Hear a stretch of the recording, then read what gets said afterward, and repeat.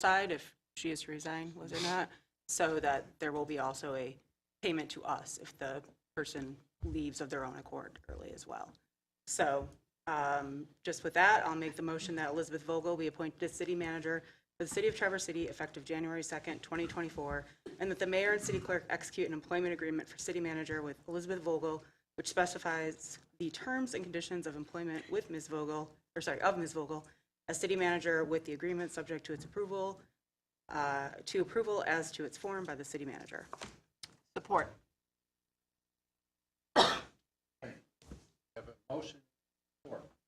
I'll open this for any public comment that people may want to give. Okay. And none. All those, does this take a roll call? No, if it's unanimous, we don't need a roll call vote. All those in favor say aye. Aye. All those opposed say nay. Motion passes. Okay, we will now get to open it up here because it's the public comment on each topic. But if you don't mind, we'll get into that. We'll do that under our study session also. So unless you go home early. Good. Do we want to acknowledge that Liz Vogel is here with us this Yes, evening? she is here, and I did let her know that if she wanted to speak, she could. Sitting quietly back there is the new city manager, Liz Vogel, for those of you who haven't known. Just take a stand, ma'am.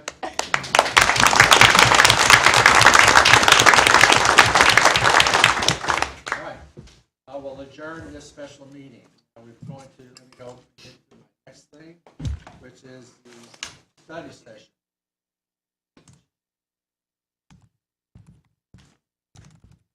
Okay, we don't need a roll call again, everybody's got all that. Our first item for discussion is a discussion regarding moving downtown forward tax increment financing, which is going to be led by CEO Renzi as well as from city.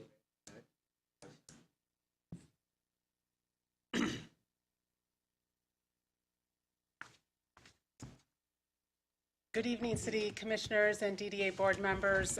It has been a while since we met in November of 2022, and since that time, the DDA board has really led an effort to amend the TIF 97 TIF plan, which is going to be called the Moving Downtown Forward Financing Plan.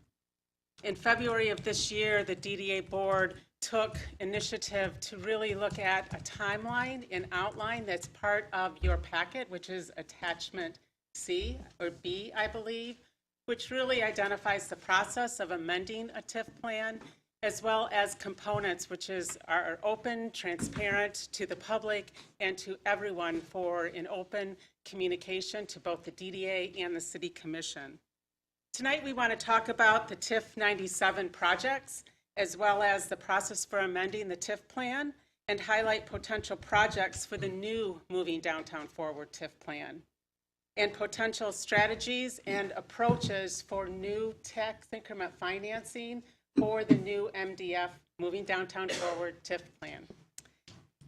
Before I start, I think Nate wants to give a little bit of overview as well before I start the presentation. Yes, thank you, Mayor, Commissioners, DDA, Chair, board members. Appreciate the opportunity that we can all get together and talk through where we're at on the Moving Downtown Forward TIF plan. I think I spent some time trying to figure out, okay, exactly how am I going to get my thoughts across that actually make some sense to everybody, and I'm just going to wing it and we'll go from there. I definitely understand the timing of this discussion. It is timely. It is something that we need to get ahead of. I think just unfortunately for everybody in this room, the timing is also colliding with a number of other big topics in this community, whether it's zoning or a city manager or I'm forgetting a bunch of others. Master plan, thank you. There's a lot of other things too. That's maybe why I can't get them out of my mouth here.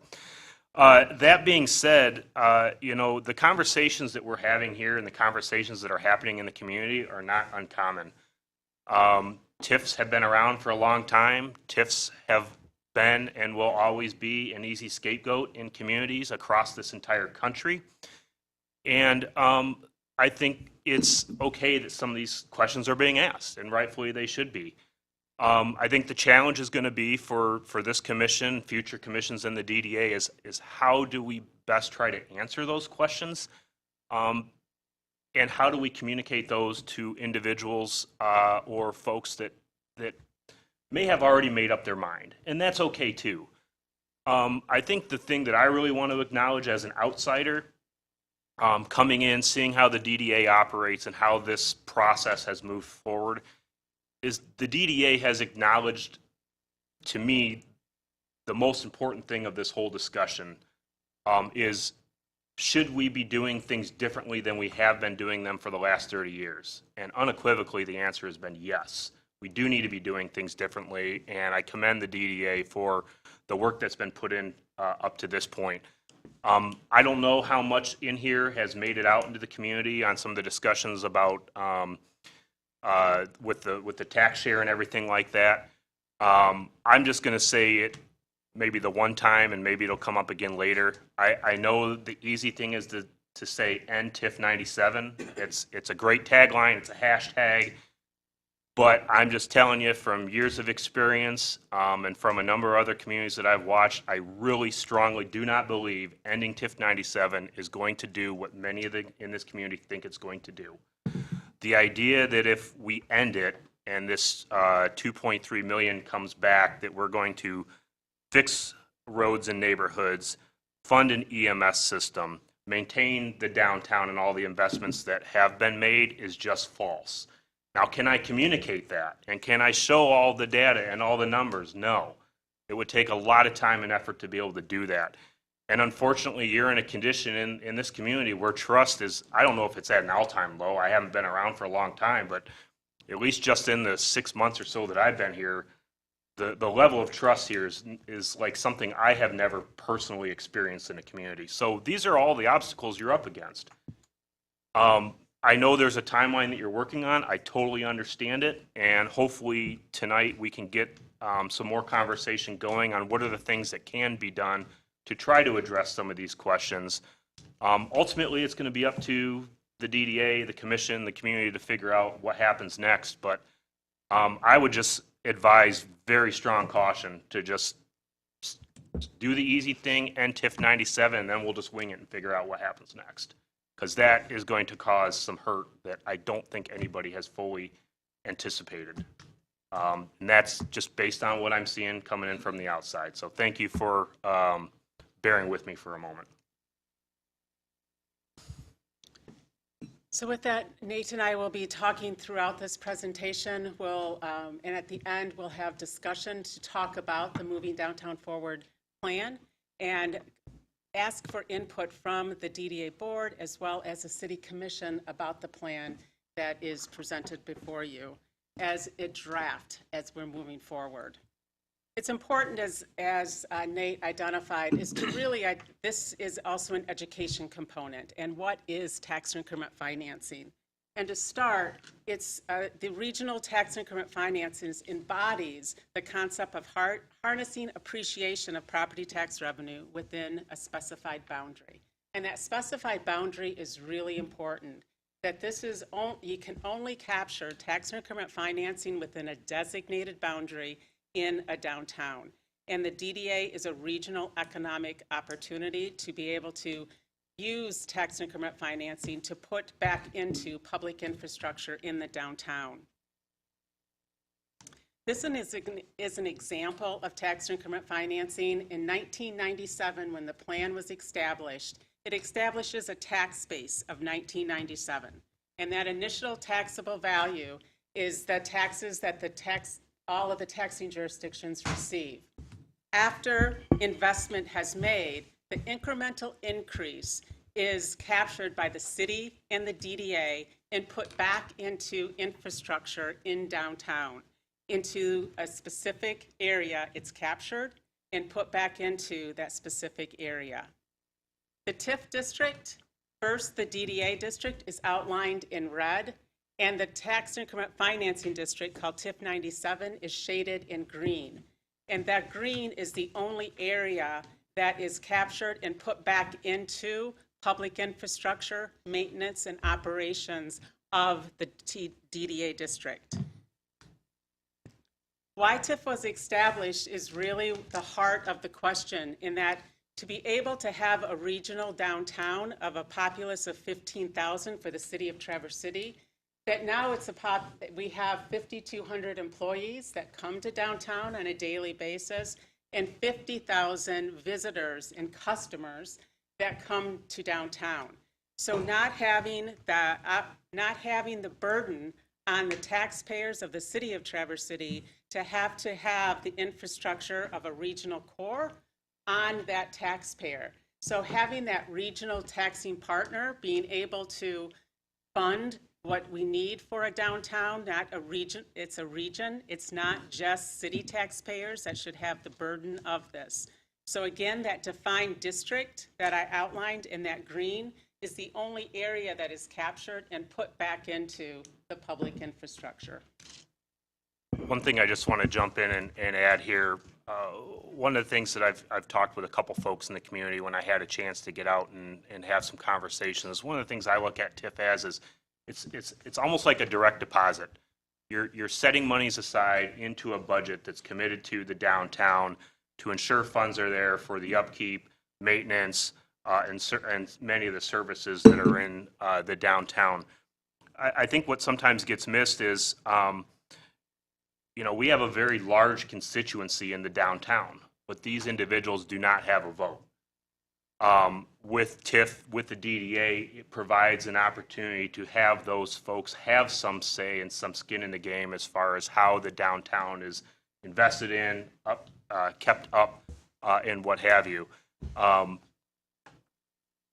So again, if TIF went away, we would have to figure out, okay, how are we going to ensure that those investments, those services, those capital maintenance projects are worked into a budget with less dollars, which I think we'll be talking about a little bit later. So we talked about the district, the DDA district, how TIF is captured, but it's also important to identify what TIF has paid for. And typically, the TIF is identified as we funded the Hardy parking structure, we funded pedestrian bridges and the West End parking or West End bridge, all of the bridges around the DDA district. But the other pieces that are really not seen sometimes are those daily components, like the heated sidewalks, the streetscapes, the flower boxes, all of those the holiday lights that the TIF finances to be able to make downtown a place where people want to commerce, gather, and call downtown home. And this isn't just about the residents in the downtown district. It's about the city of Traverse City and those 5,200 employees that come and the visitors that come, the 50,000 visitors that come on a daily basis. It's also important to talk about what we call the myths of TIF. And TIF raises the taxes of city residents. TIF, again, only captures the taxes within that defined area.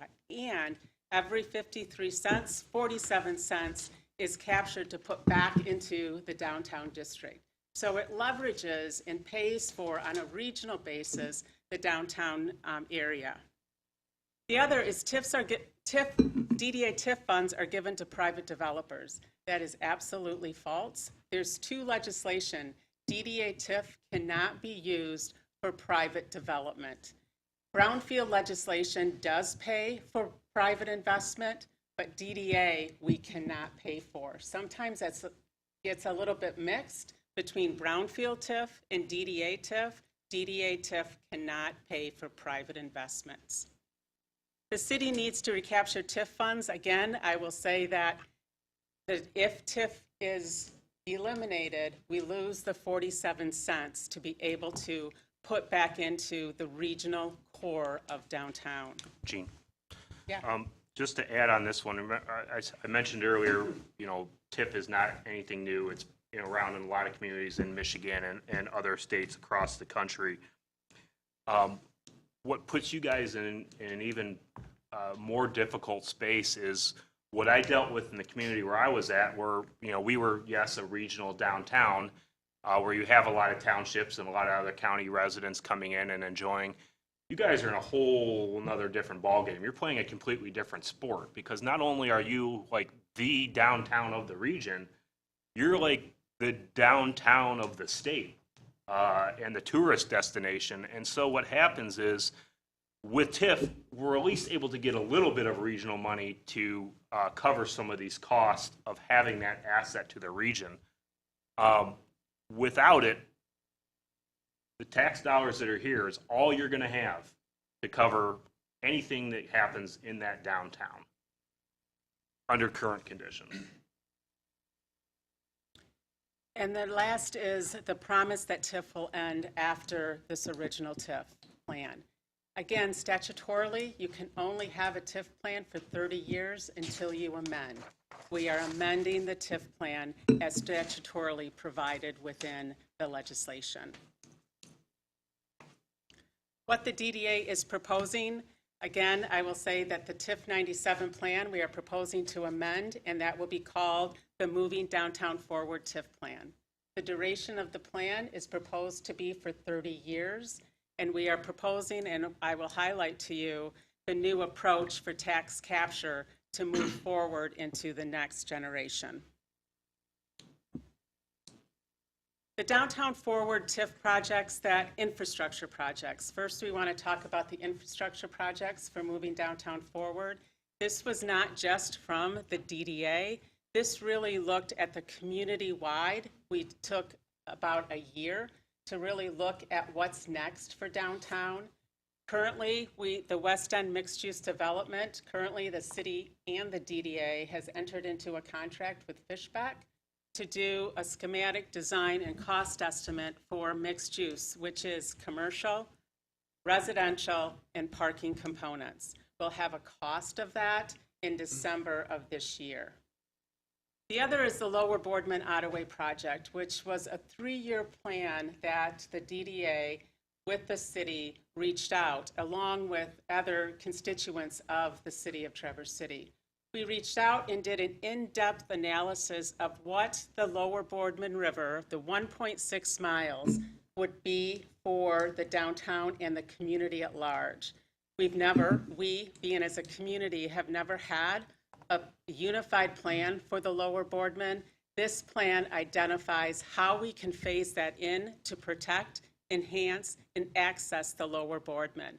I have said on many different occasions that the Lower Boardman has been ignored for centuries, and this is the time to really look at the Lower Boardman and really enhance, access, and protect the Lower Boardman Ottaway River that we have ignored for centuries. The permanent farmers market shed, it's not just putting the shed into place, it's also looking at how we're elevating the agriculture within our district, within our community. We have a farmers market, but the DDA manages that, but we really want to elevate that on another level as well. And then this district-wide snowmelt system, we being the DDA and the city have looked at different approaches for snowmelt operations, really partnering with Traverse City Light and Power on a feasibility study to how we can do that into the future. You have on the mobility improvements, the city and the DDA have partnered to look at a plan that would be part of the master plan. If that's approved with the master plan and by the city, that what are the elements that the DDA can implement to be able to get different mobility transportation components within our community.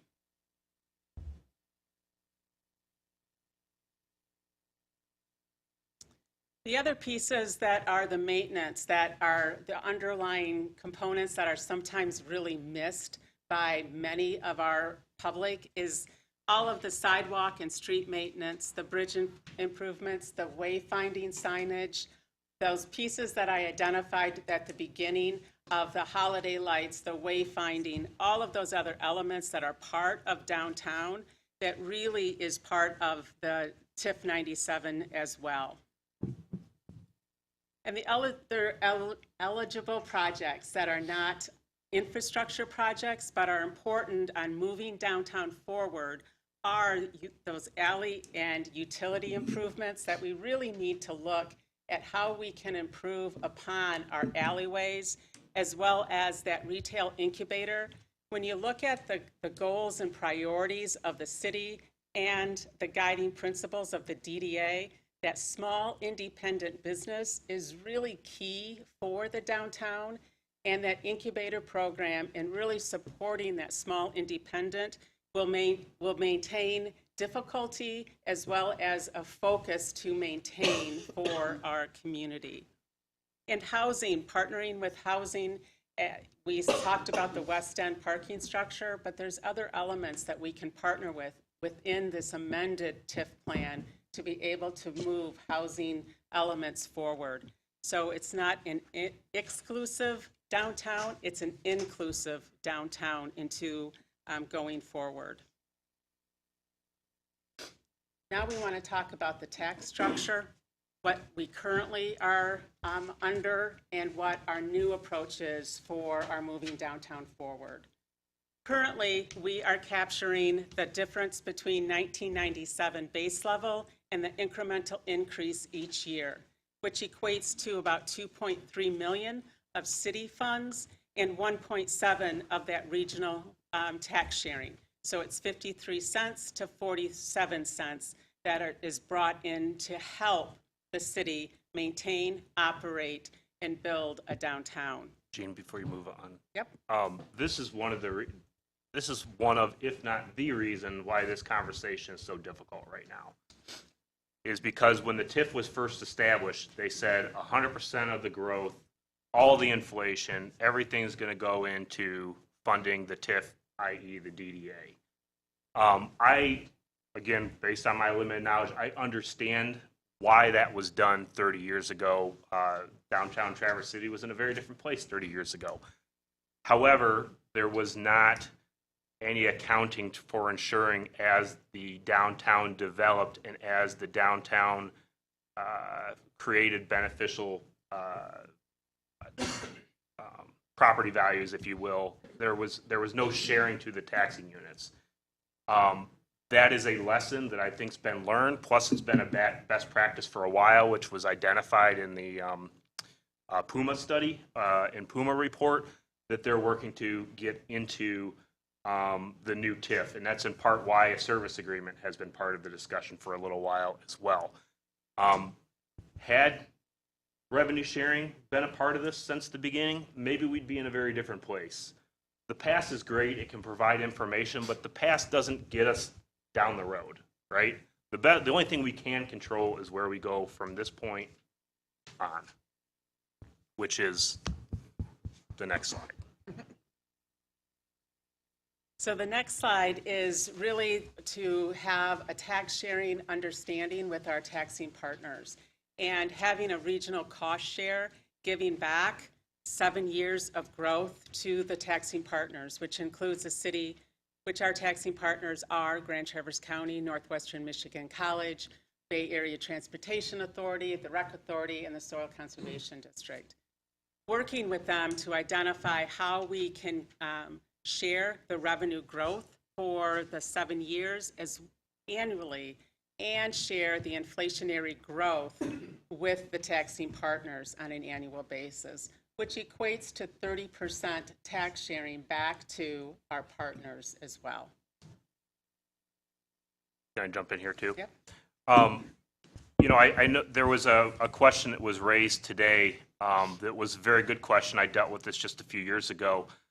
Question about, well, what about the proposed EMS millage? What if that passes? Isn't it true that a portion of those taxes would be captured? And that's really up to you all. We ran into this situation. We just decided we're not gonna capture it. Who's gonna sue us for not capturing dollars from a new tax? We chose to take that chance. In Traverse City, maybe it's a little different, but that revenue, depending on how the TIF plan is worded, in theory, you wouldn't have to capture it. One thing that could be looked at going forward, if there were concerns about, well, what about future potential asks to the community. You could put something in there that says new, I don't know how you'd word it, I'm not the attorney, but you could basically put wording in there to say that we're not going to capture from those purpose, very specific voter-approved millages or whatever it happens to be. Those are all part of this conversation. This is still a work in progress, and this is where we're at right now, which provides, I believe, to my understanding, what the DDA believes would be necessary to continue these projects to move forward. Some of these projects are in the current plan, but were not able to be completed, and also continue to provide the level of service that is expected in the downtown, like daily trash, like the level of plowing, sidewalk related, not parking related, that's a different fund, and other types of services downtown.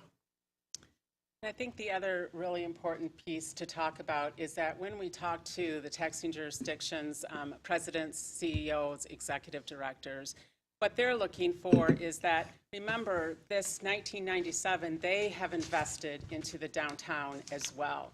What they're looking for is leadership from the city to protect that investment and look to today, but also the future.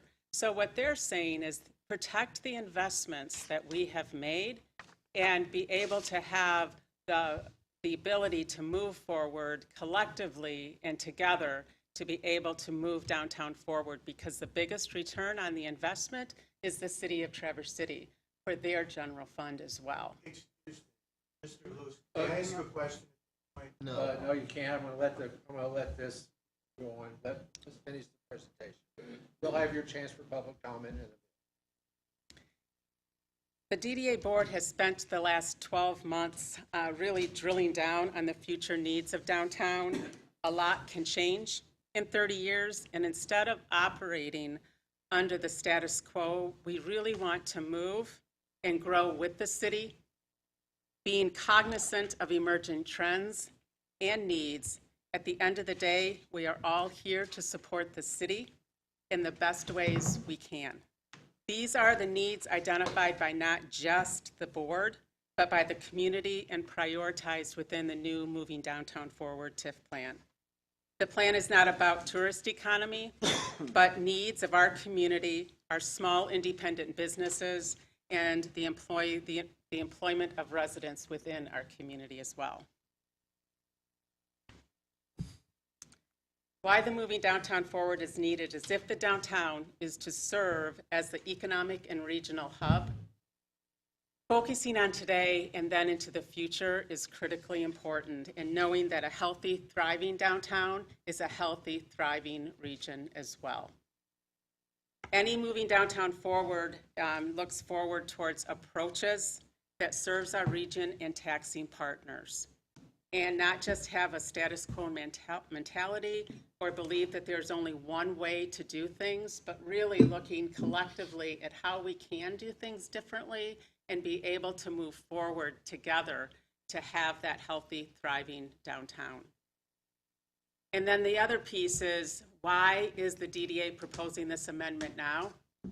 Because there's only 2 fiscal years left to be able to identify, if TIF is not extended, how will the city of Traverse City, not so much the DDA, but the city of Traverse City, be able to maintain the infrastructure that's there and be able to move forward without the 47 cents that they would be getting now. So we are looking at long-term, not short-term, but long-term into the future with continued partnerships together to move forward. So with that, Nate and I are looking for your input, your suggestions, and ideas of Moving Downtown Forward TIF plan that the DDA is working on. Can you back up a little bit? I don't know, but you have your timeline.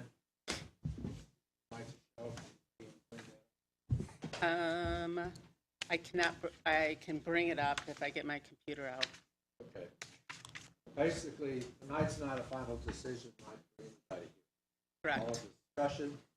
But basically, on the timeline, they are hoping that by sometime in March, if everything goes in according to plan, which as we all know, plans don't work out very well, but milestone number 3, that the DDA board will adopt a resolution at that point. As it relates to the plan, it relates to the proposed issuance of bonds and pledging any revenue at that point. It'd be up to the city commission to then, game plan is by May 6th, the first meeting in May, happens, the city commission will take action on all of those items at that point. In April, they would have to adopt a resolution to call for a public hearing, but that's all that at that point. Any finalizing would be in the packet if somebody wants to see. Tonight is not a game plan that says, okay, yeah, all this is here. There's more discussion.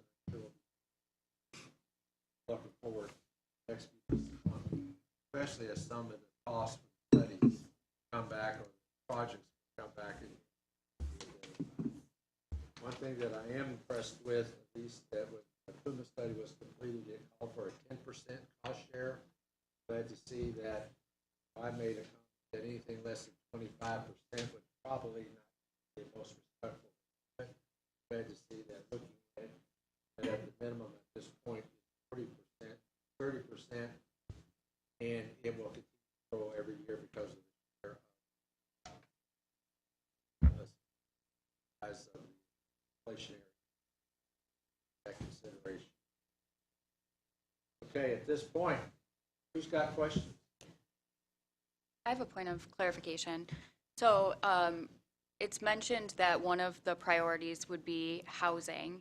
And just to clarify, the current TIF 97 plan, the way that it's written, we do have to amend that plan in order to use TIF 97 funds for housing, correct? That's correct. And this has been a very high priority for this community for a while. And so when we're talking about, moving this amendment forward with the timing of it, I think that there's not really a better time to use this to address some of our housing issues. Richard? Had a question? I got my clarification. Okay. Thank you. So I have a question, and I apologize because you've already sat down, Jean, but just to clarify, because I've heard this out there and there seems to be a little bit of confusion, the chart that we had up there with the red and the blue on it that showed the breakdown of the TIF funding, I know we were talking about moving it forward, but one of the things that has been mentioned is if it doesn't move forward, what comes next? That entire blue portion disappears. It does not go to the general fund. It does not move to a different section of town. That is just money that is gone from the sharing element. And I know that's the fact, but I just wanted to point that percentage out there because I think it gets lost. I think some people have kind of, it's been a while since we've seen everything all together, but that percentage, that blue there, goes away. That's not 1.7 going into the general fund. That's 1.7 that doesn't go to the city at all anymore. And so I just kind of wanted to both clarify that and have you speak if you want to at all to that. You are absolutely right. The 1.7 would go away. So that 47 cents that's coming currently would go away. It goes away from the DDA budget. It stays within the community, but yes. It doesn't go to the city It does not general go to fund the though. city So that's, to I address- think sometimes we correct. like to clarify, over-clarify, but the reality is that's what I'm trying to kind of get to because I think that muddles it when people are trying to track this at home. Many of us have spent years talking about TIF here or been in the weeds on it, but that's the reality is that 1.7 does not go to the city. It does not stay downtown. It goes away. That's not recognized or realized by the city any longer. Correct. That's really what I wanted to underline Correct. there.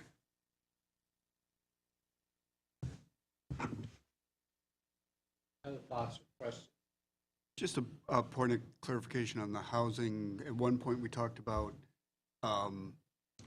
TIF, Old Town TIFs, a little different than 97 related to housing, that Old Town TIF had the ability to perhaps assist with housing outside the TIF district. We're talking the change in moving downtown forward would just be housing in the TIF district, right? Yes, just within the TIF district per the advice of legal counsel on the city's behalf. Okay.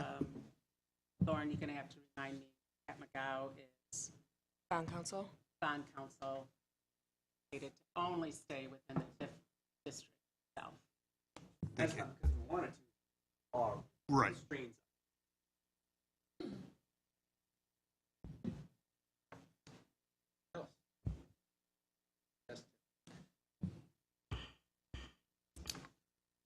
I apologize, I'm going to have to use my notes here, and I won't go long. But I used to be one of the most outspoken supporters of TIF 97.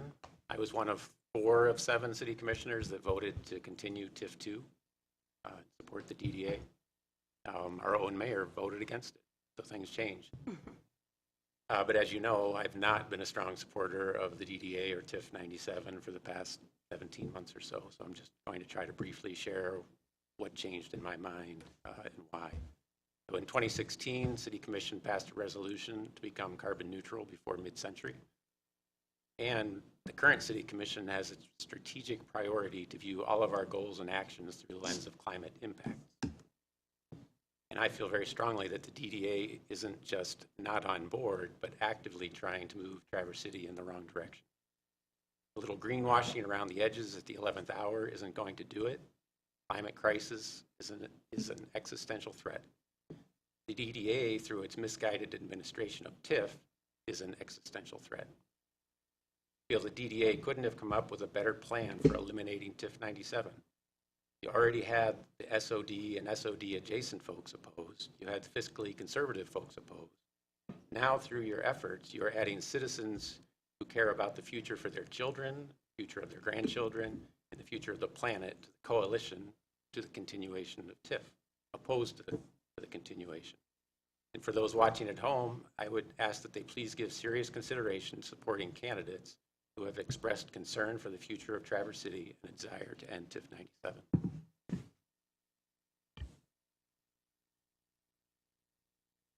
Other thoughts or comments?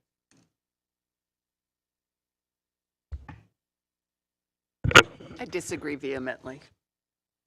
I don't really understand how both TIFs saves the environment. Interested to understand that a little bit. Don't. Or The note I made, again, this may be naive, but the whole idea of the 15-minute city and the ability to walk to all of your services is such an important thing, and our walkability score is something I'm so proud of. And to me, those are really important climate strategies. And if you dismantle that and put us back in cars and going to shopping centers around the edges or other things like that, that doesn't help. So Tim, you and I are going to go to the mat on this one. I disagree entirely.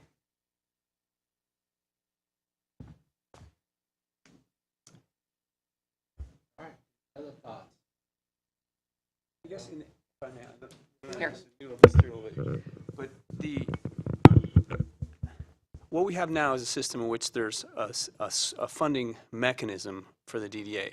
And the DDA's job is to try its best to understand what the community wants and to implement that consistent with our guiding principles, which include things like, carbon goals and other sort of environmentally positive outcomes.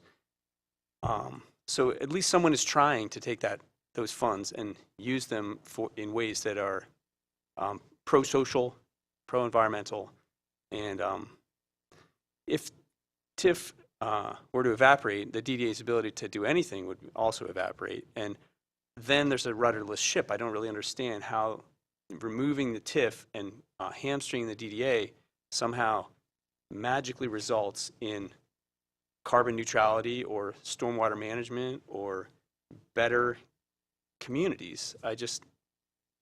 I want to understand that because I want to understand the people that think that we should end TIF 97, but I haven't heard a cogent explanation of how that works.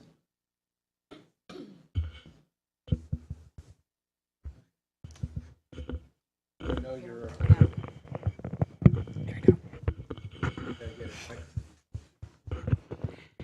I just want to comment, I don't have a lot of comment on the climate part. I do support Linda and agree that I think we've taken measures to do what we can, and I agree with Pete that eliminating TIF does not improve the situation. But a little bit off the subject, I think it's important to recognize, Gene, the DDA board, the work, even with the city, the collaboration on coming up with a cost share model.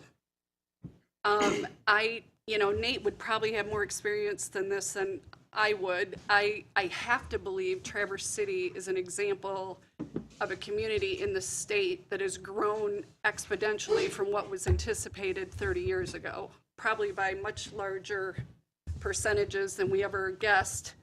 And I have been a huge supporter of this cost share. Being a property owner downtown, I think it is important that we give back to the regions and our supporting taxing jurisdictions. And I think we've come up with a great model to continue to keep, we've created this amazing downtown. We need this TIF and the support system to keep it going. And it's not just for the people downtown. We have a huge region that uses the downtown. And I think we've come up with a great way to give back. And some of the other taxing jurisdictions, I think, even support it. I love their comment about protect our investment. They have put a lot of dollars into this. And like running a business, there's times you put a lot of money into marketing and you kind of scratch your head and you wonder if it's the right thing to be doing or not. But at the end of the day, it's the investment you have to put back in to get out what you get out. So kudos to Gene, the city DDA board that has collaborated on this for a cost-sharing model.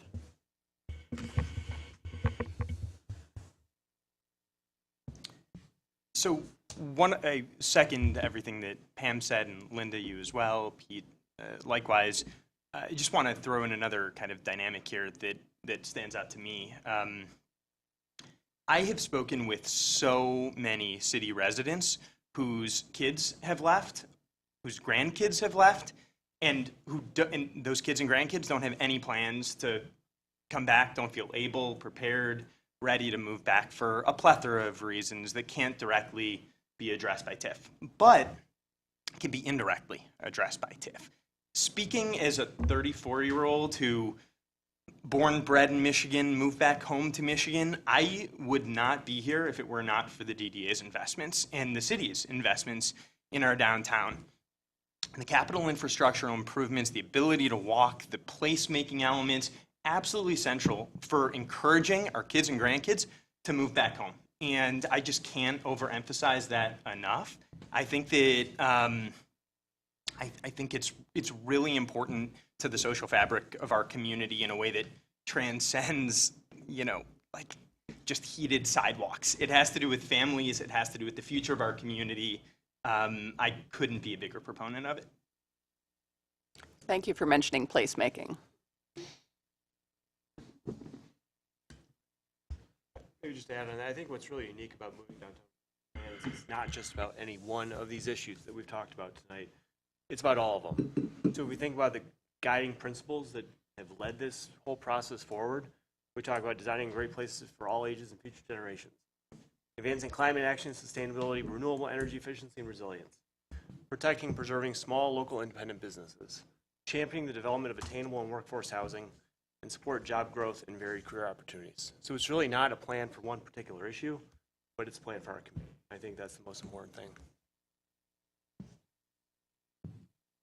And, sorry, Thank you, Mayor Lewis.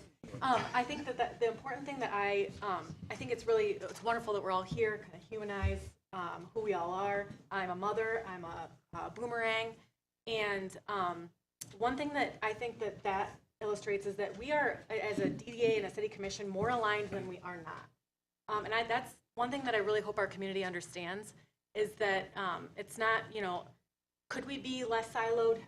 Absolutely, and I hope we get there. But It's not just somebody in an ivory tower at the DDA and we want the same thing.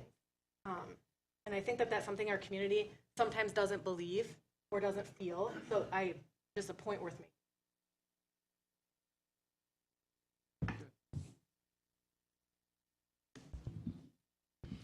I'd just like to point out that this plan didn't really just evolve out of air.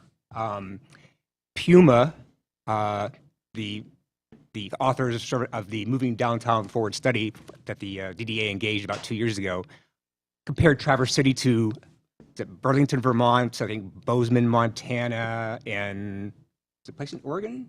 Bend, I think. Bend, right. And looked at all the similarities of these cities and looked at what Traverse City had and what Traverse City needed the most. And first of all, I think that was one of the best urban studies I've seen, because I think it really did a good job at looking at what our assets are and what our needs are. And one thing I think that, as a person who has not lived in Michigan all his life, I believe that the state of Michigan puts some pretty strong constraints on local governments to raise taxes or raise revenues. So, for example, in a lot of those other cities that have been mentioned in that study, they are allowed to have a lodging tax. They're allowed to tax rental cars. They're allowed to tax restaurant meals. And it's quite apparent that almost everywhere in the country, jurisdictions have the ability to sort of gain that tax revenue from their visitors. We don't have that here. The only tax, and you can correct me if I'm wrong, is there is a lodging tax that is assessed on hotel rooms, and that goes to marketing efforts of the local tourism agency. So the city can't even, by law, capture any of that tax revenue right now.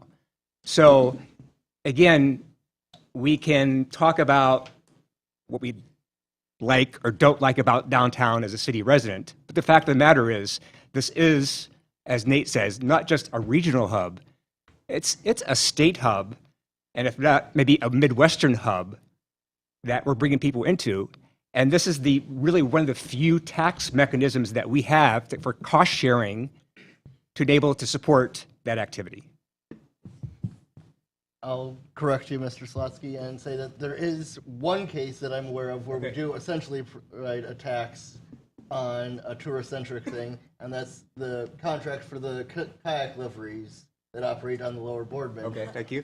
Yeah, it counts for about $5 per paddle. Okay. But that's, bring them all in. Yeah, that's just one case, and that's not going to solve infrastructure issues. That can pay for some kayak launch improvements, and it has.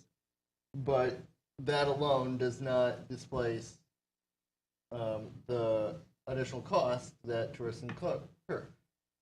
And when I look at this, I consider what the current revenue sharing or lack of revenue sharing, where those funds could be going, and I see, especially if we're talking about climate and community development, we all pay into the road millage fund for County Road Commission, but the County Road Commission doesn't fix any roads in the city of Traverse City. Did they fix all the bridges downtown? No. Are they committing project money to East Front Street? No. The DDA has put up money for both of those. Or you talk about other road and construction projects around Traverse City. So that is money that, regardless, would be leaving the city, and this is a tool that allows us to have some voice over how that is actually being spent, and to encourage that investment. You could say that a lot of Beta's routes are outside of the city, which that's true, but the DDA has partnered with Beta because Bayline serves downtown, and they can provide some funding to keep the Bayline as a frequent service bus route with longer hours compared to the 1, 2, the 7, etc.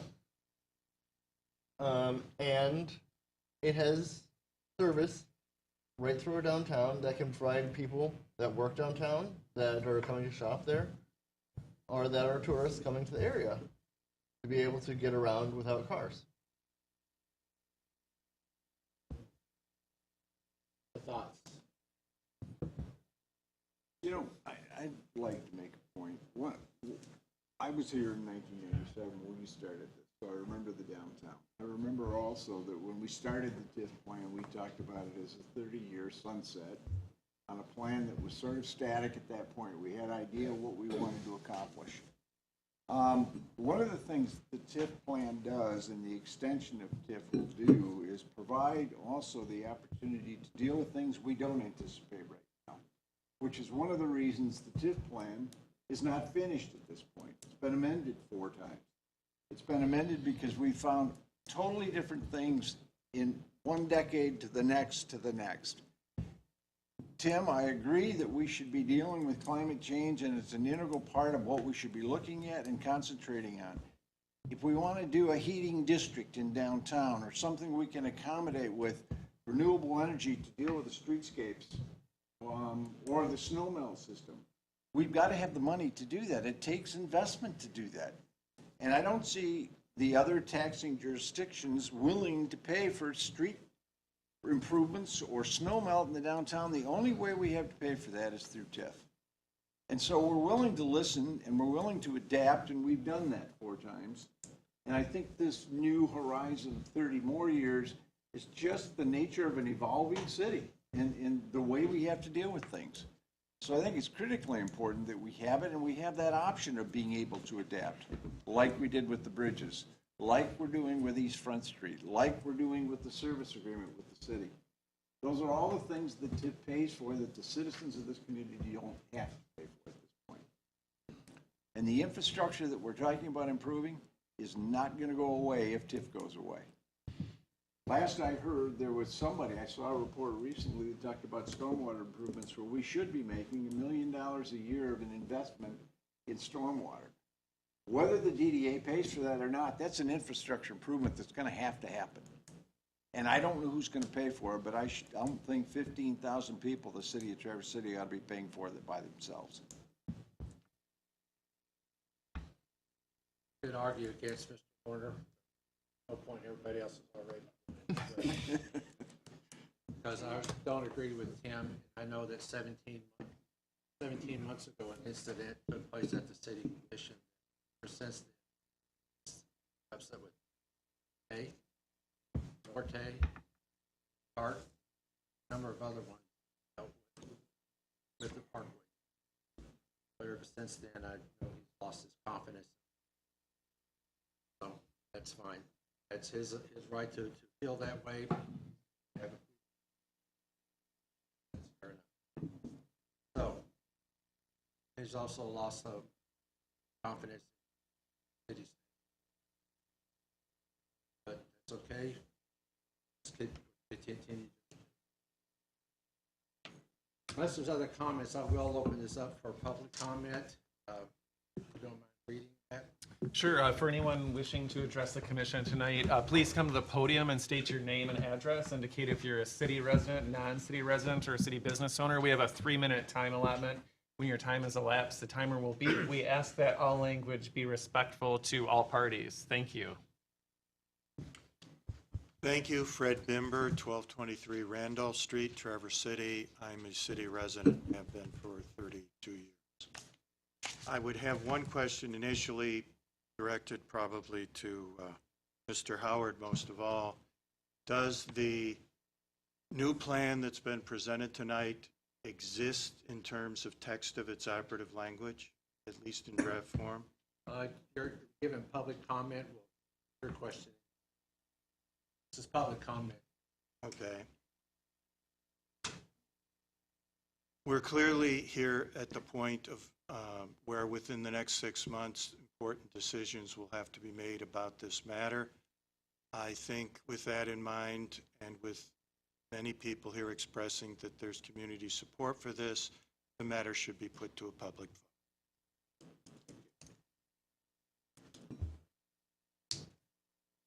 Mr. Howard, would you like to attempt to answer that question?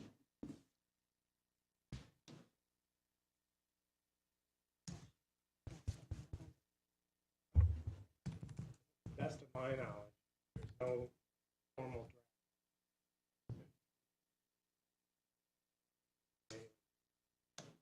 At this point, the DDA is still taking input. We'll develop its milestone that we have listed in November 7th. That's one of the plans, but it's also, the final plan would be is what I outlined earlier, of when you bring something back to the city commission, DDA board votes to get something to the city commission, actual implementation, ratification. Comment that you made, Mr. Bember, will be included in that. That's the assumption at this point. Correct? Yes. Okay, thank you. Next, who else wants to make a public comment? Twice.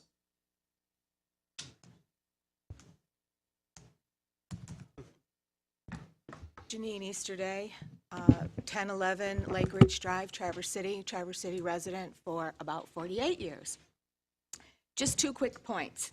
I'm reminded of an opinion article in the Northern Express several years ago where a non-resident of the city wrote an opinion that basically scoffed at city residents for funding their infrastructure and their roads because this person didn't live in the city but took advantage of the city's amenities on a daily basis. I was offended to the point that I still remember that opinion article to this day. Second brief point, I do consider myself a climate change activist. I work on a number of fronts for climate change, not the least of which is Traverse City, and I'm sure that the commission is tired of seeing me supporting climate change. But I would say that the recent electrification policy does apply to all city property, and I don't see any reason that any efforts to continue our efforts at renewable energy and climate resilience would not continue with the only tool that is available to the city that the county shares in the infrastructure that it takes advantage of on a daily basis. Thank you.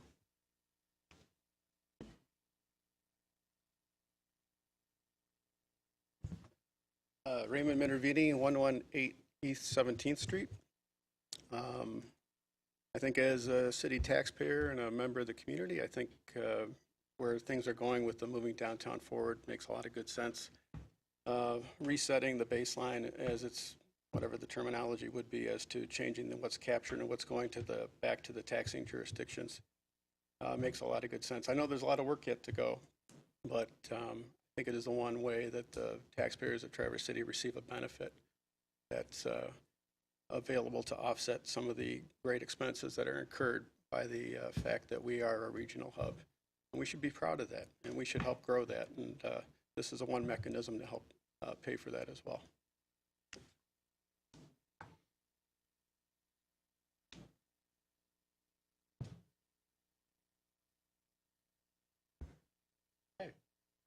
Well, unless anyone else, did you have something more you wanted to add?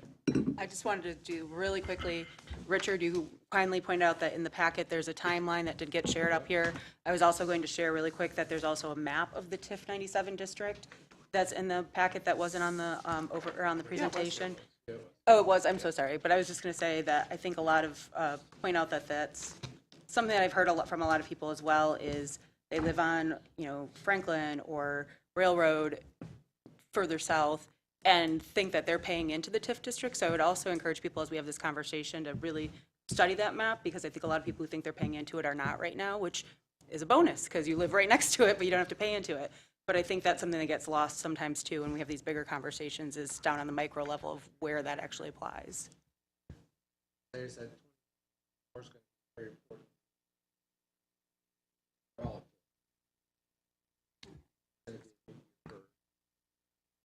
look at how they forward. A lot of discussions going to be taken.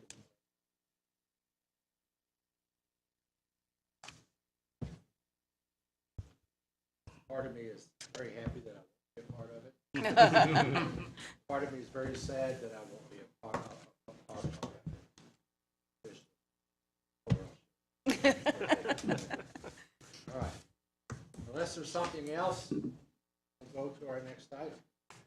And DDA board, you're more than welcome to stay for it if you would like. It kind of deals with this. And the next item deals with our plans as it relates to Grandview Parkway segment.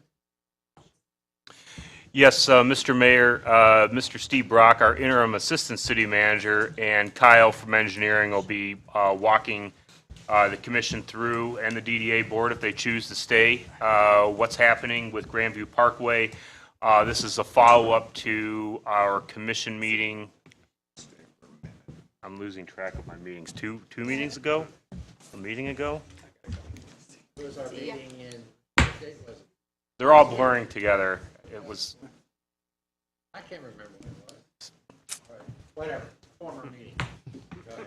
And our feelings aren't hurt. If anyone else wants to get up and leave, that's okay. But if you want to stay, it's going to be a good program as well. So again, my name's Steve Brock. I'm sort of helping out a little bit, and I want to say this. I might not have another opportunity to. I've really enjoyed my interim stay here. I've been around the state, worked in several places, and you've got a special place here, and I hope you can continue to have it grow and continue to be the special place that it is, because it's something. I've learned a lot. You can visit a town and know a little bit about it, but when you work for a town, you know a lot more about it, and I know a lot more about Traverse City now, so I appreciate the opportunity. We've got one of the things I think Nate was trying to enumerate earlier. One of the big projects going on is going to happen next year. It's kind of started a little bit already this year. But the good news is it's decided. It's going to happen. There isn't a decision to be made. We can impact on what's going to happen to the degree we can. It's an MDOT-led project. We're talking about Grandview Parkway and Front Street. And we have a nice presentation that Kyle, the engineering staff, and Colleen have put together. You've seen it already, but I think for the benefit of the public, we want to go through it and have an opportunity to have you have input. It's timely to have the discussion now. So with that, Kyle will come up. He'll lead you through the presentation, and then we'll be glad to try to answer any questions and certainly take any input that we can take back to MDOT as the lead agency for the project to see if we can make it even go more smoothly than I'm sure it'll go already. Kyle, take it away.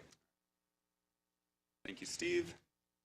Good evening, everybody. My name is Kyle Kabilski. I work for the City Engineering Department. I generally deal with things that are related to transportation, and with this upcoming project, we're here to give you a little presentation that focuses on the details of MDOT's upcoming project and how it's going to affect the city beyond the extent of the project work zone and outside of MDOT's right-of-way. So the project is divided into two main segments, and today we're going to be focusing on segment one. It's the first one that's supposed to occur in the spring. It utilizes a designated detour route that is on city streets. Segment 2 does not utilize a detour that is on city streets, and that segment doesn't start until later in the summer, so we won't be discussing that at this meeting. We're going to talk about details of the work, schedule and duration, details of the detour routes, control measures for all users, what we can do to alleviate some of the temporary impact, the projected size of those impacts, and how currently identified unique situations, how we're planning on dealing with those, and what's going to be done to inform the community as this continues to move forward.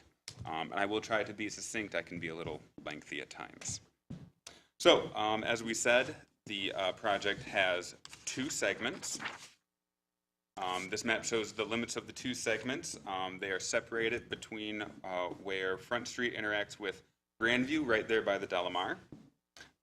The total extent of the project are slightly west of the intersection at Division and slightly east of the intersection with Garfield.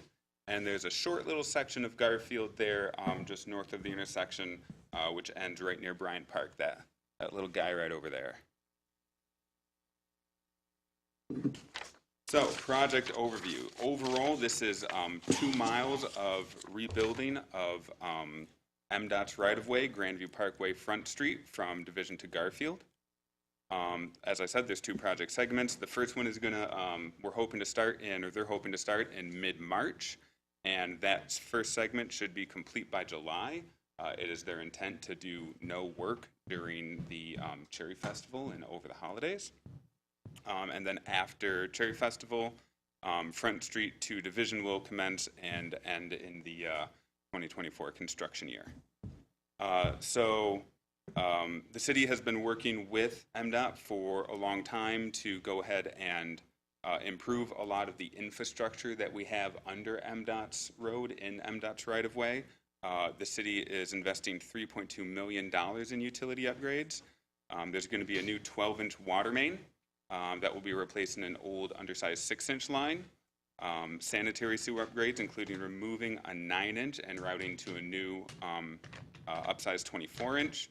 And we'll talk about the full shutdown in a moment, but one of the things that the full shutdown does allow is it eliminates joints that are in the water service main, or in the water service leads, so that there are fewer points for potential leaks and potential failures.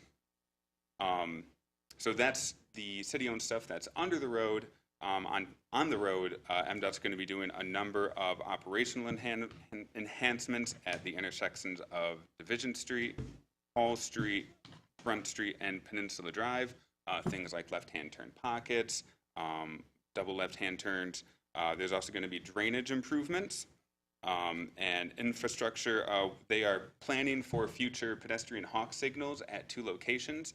At this time, those areas don't meet the warrants that are needed to place a hawk signal, but they're going to be putting crossings, pedestrian refuge islands, markings, and starting to guide more people there. And their hope is that in the future, they'll be able to actually meet the warrants to put that signal in place. And so they're getting ready with electrical conduit and services ready for when that time comes. Those locations are at Oak Street and Rose Street. There will be ADA upgrades for the crossings. There's some repairs to Murchie Bridge and new signing and pavement markings. Okay.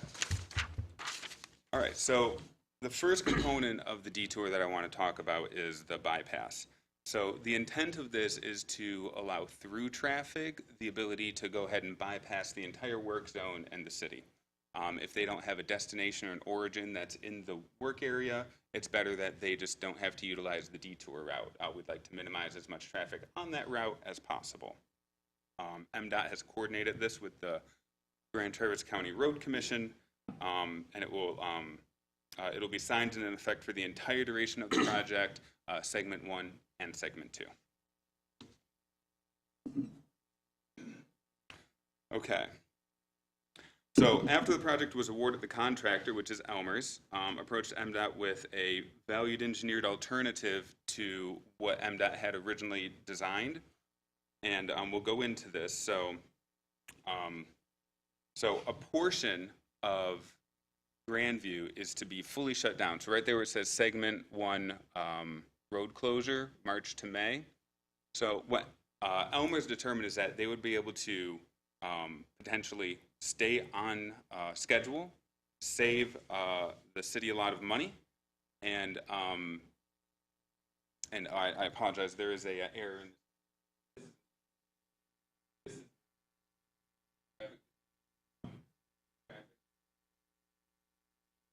section there for the detour.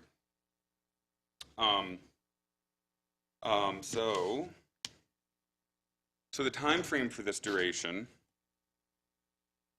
is March to May. So there's 8 weeks of work here.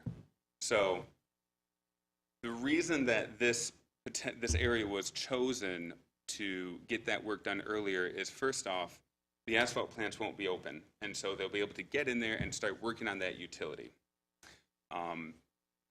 And then the traffic volumes are going to be lowest this time of year.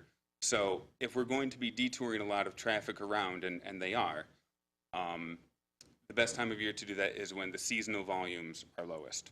So again, it's only supposed to be 8 weeks. And for a frame of reference, right now we are constructing the intersection of Cass and 8th Street. And that's been going on for about 3 weeks. We're in our 4th week of that. So kind of use that as a frame of reference when we're talking about 8 weeks. It's actually pretty rapid for all of the work that they're planning to do here. So we can see here that the Garfield is going to be detoured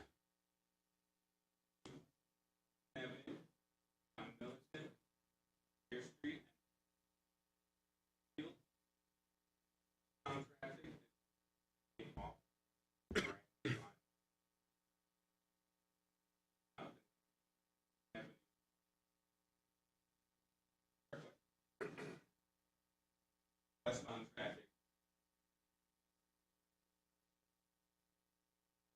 Railroad.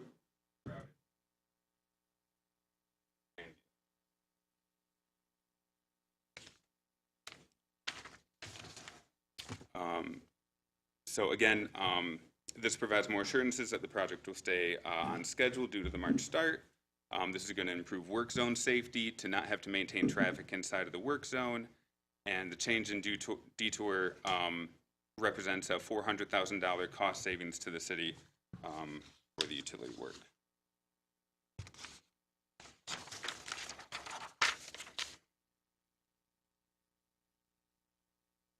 Okay. So after that is done, weather permitting, mid-May, we are we're going to transition into phase 2. MDOT transitions into phase 2. This is scheduled to occur in late May, and eastbound traffic is no longer detoured outside of MDOT's right-of-way. All of the improvements will be constructed.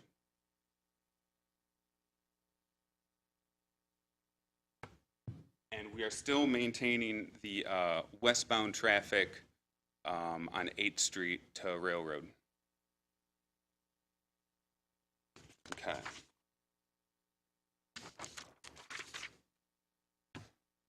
So MDOT's going to be installing some temporary facilities and making some traffic control adjustments along the detour route, even on city streets. There will be some temporary traffic signals. Now, these aren't the basic trailer-mounted mobile units. These are full-featured signals, just like you typically see around the city. And these are going to be placed at Milliken at East Front, Railroad at Washington, and that's an intersection that's going to be converted from an existing all-way stop to a traffic signal. Railroad at Grandview, and there's a new road spur that has been constructed there already, and so that's not really a new signal, it's just a modification of an existing one.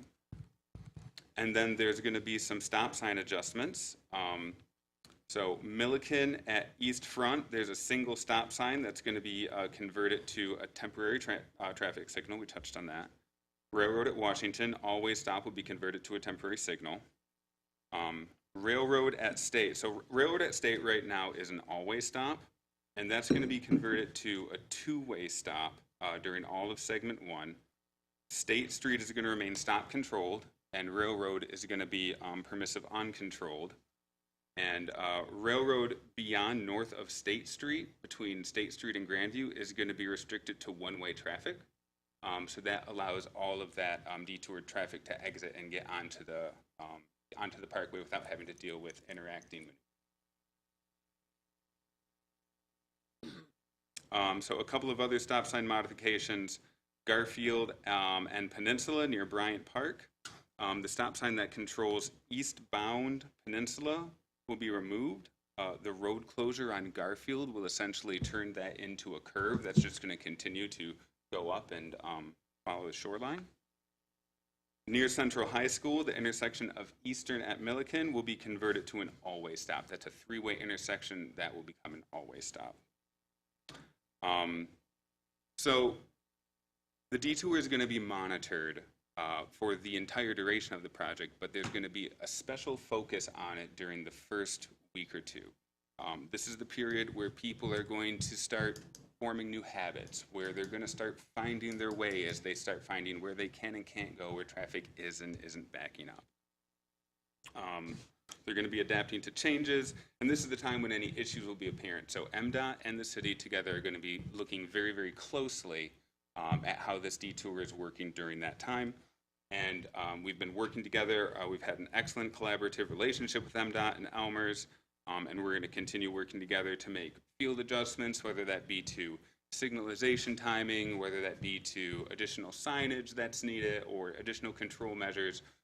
We're all dedicated to safety for all of the users. So specifically talking about pedestrian access.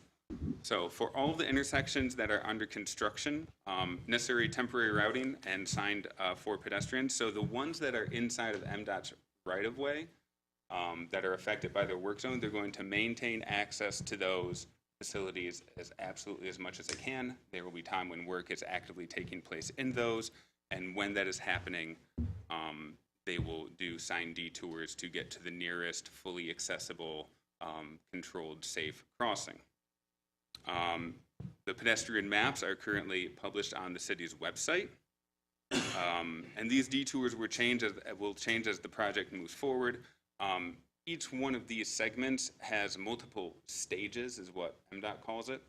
So like right now we're in pre-stage, which means that they're getting things ready for the start of construction. So as those change, they go through different signage because the work zone is moving or the needs change over time. So even though we're always in, whether we're in segment 1, portion 1 or portion 2 or segment 2, they're constantly going through these staging changes. So those detours will change and evolve. Pedestrian maps are currently in development for segment 1, phase 1 by MDOT. So like I said, the adjustment to the detour that shows the full closure of Grandview, that was a concept that was brought forward by the contractor to save time and money. So because that was outside of what MDOT originally planned for in the bidding documents, they don't have specific plans for how to address that, and they are working on that. That includes the Garfield intersection, and there will be special communication that's going to be developed for school because we do have multiple schools in this area. Additionally, to touch on the improvements that are going to be done to Murchie Bridge, there will be a portion of the TART trail that needs to be closed, the part that underpasses the bridge. As of right now, MDOT and the contractors have not identified the exact date of when that work is going to happen. I've been informed that that work can occur with live traffic on top of it, so they're very, very flexible in that.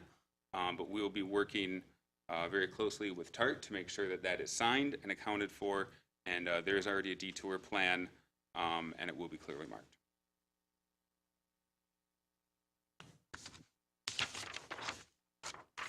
All right. So for the traffic that's detoured on city streets, we have a number of tools that we can use to help calm the traffic, to create safer interactions between traffic and pedestrians, and provide opportunities for the pedestrians and visibility for the pedestrians. So all of the temporary signals that MDOT is going to install, like I said, these are full-featured signals. They're all going to have pedestrian crossing illuminated signage, and they'll have the countdown. So you've seen that out there as you've gone around, and it counts down how long you have to cross. 8th Street at Munson, and that's where people are leaving for westbound traffic, where they're leaving Grandview and getting onto 8th Street. There's going to be a dedicated left turn light and phase to improve pedestrian safety. It's right out of the NATCO guideline, and it's called a protected left. And one of the things that the city is doing is we are purchasing very mobile speed feedback signs. You've seen those before. They're the ones that let you know how fast you're going. The police have some that they put on a trailer. They do make them that are extremely mobile. We're going to be purchasing a number of these so that we can put them out, and as we have different problem areas or as things pop up, we can move them to those areas. Also, one of the things that's really great about having those be mobile is they're somewhere for a while and then they're somewhere else. So they kind of pop up and disappear, and they don't really fade into the background the way that the permanent ones kind of tend to over time. Some additional opportunities that we have for signage on our streets is enhanced signage. They're the ones with the illuminated borders. Right now we have a pedestrian crossing illuminated border sign at 8th and Fair over there by Fire Station 2. And if you're downtown, there's one at a stop sign with a perimeter illuminated border at Front and Pine. So these are areas where maybe something has a high possibility of getting missed or overlooked, or we're seeing violations. We can add that enhanced feature to grab people's attention.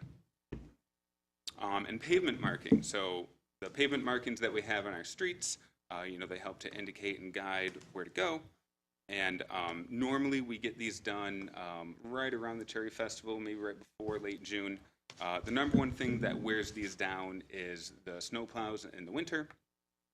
And so MDOT is going to have their painting contractor up here early in the spring, and we're going to be working together with them to enhance our pedestrian markings that are along that detour route.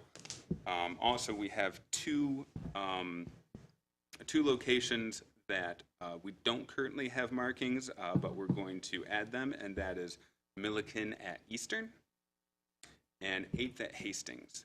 And we keep those marked crossings in areas where we have ADA facilities so that they are accessible marked crossings.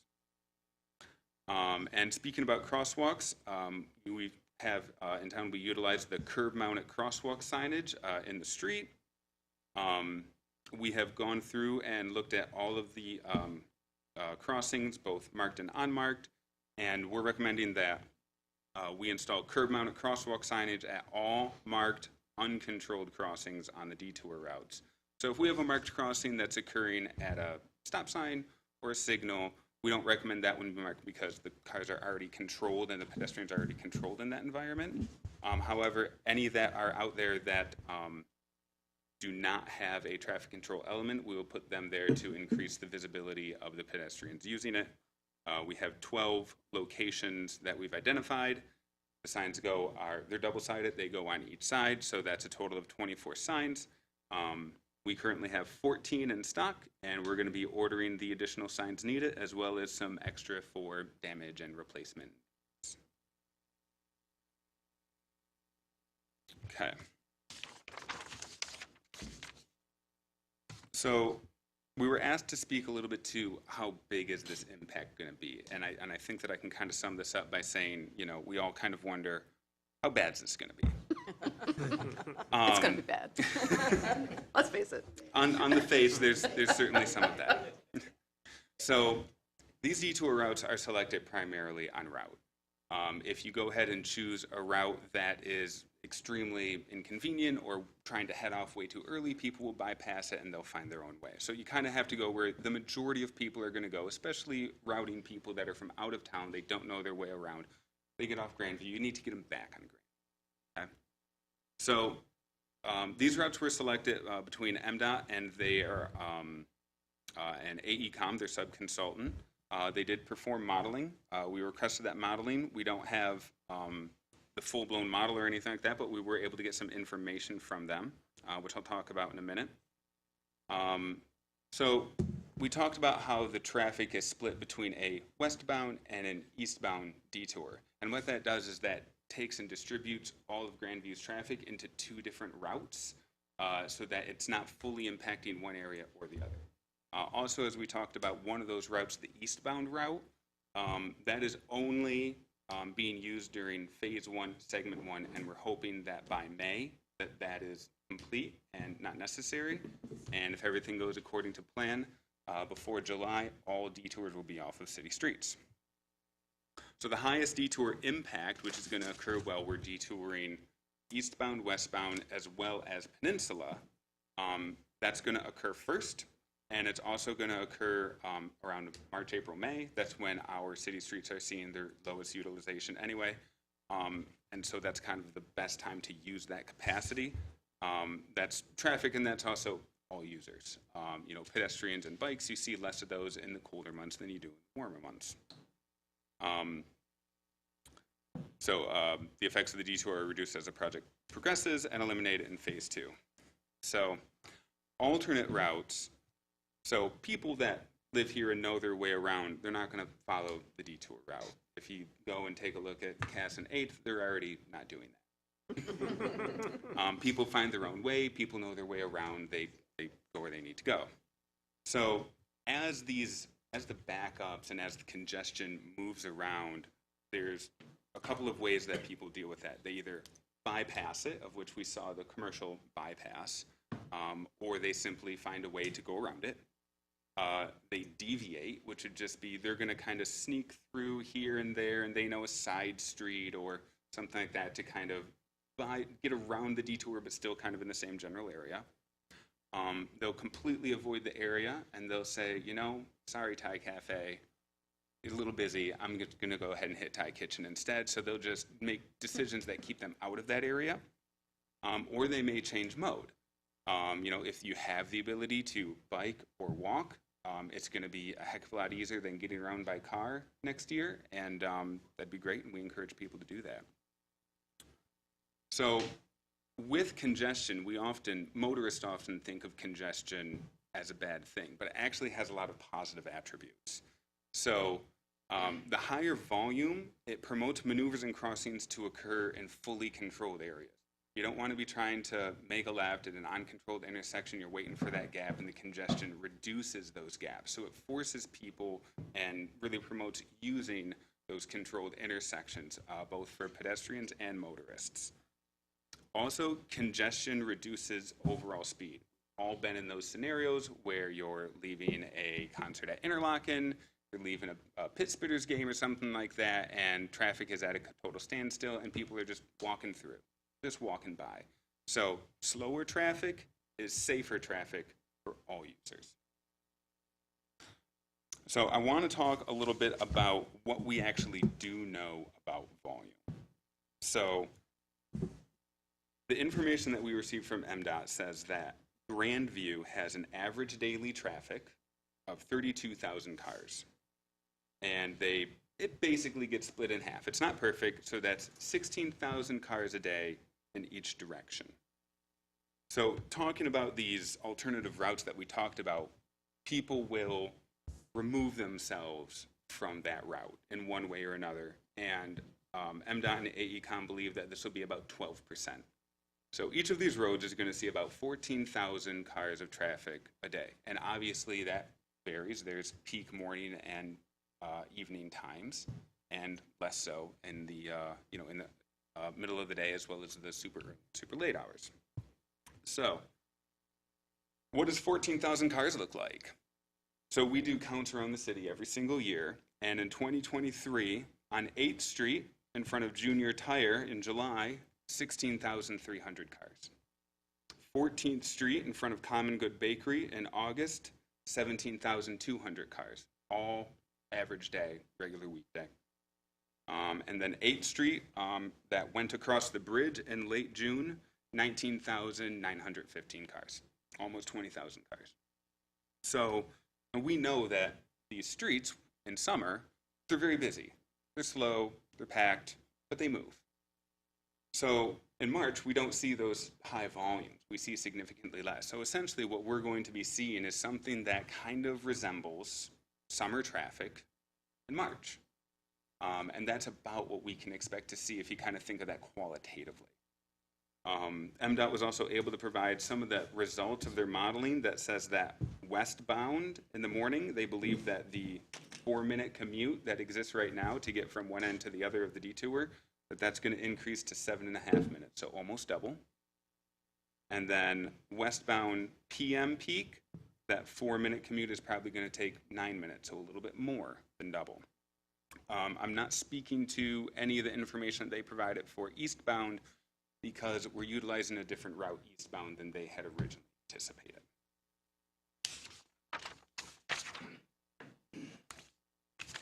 So with this shutdown, we have a couple of unique scenarios and a couple of unique situations.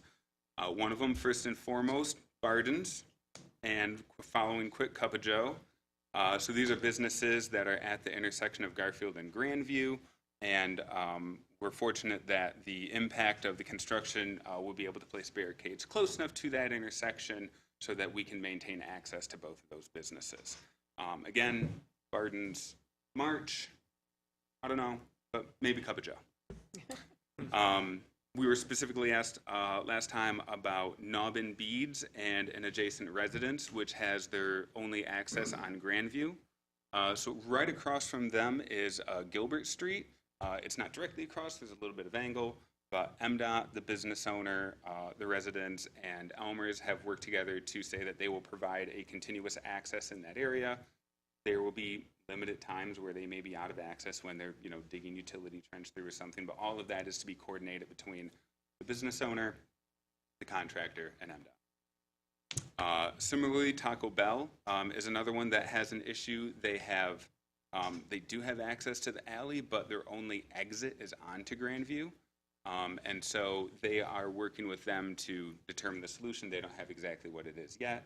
It may be something where they loop back around. They may work with an adjacent property owner. They may be provided a direct access on Grandview, but they're working through that. So those first three are ones where, the city really isn't heavily involved. It's something that's limited by MDOT's right-of-way. It's something that MDOT is making sure that the access is there for them, and it's something that the contractor is doing for them.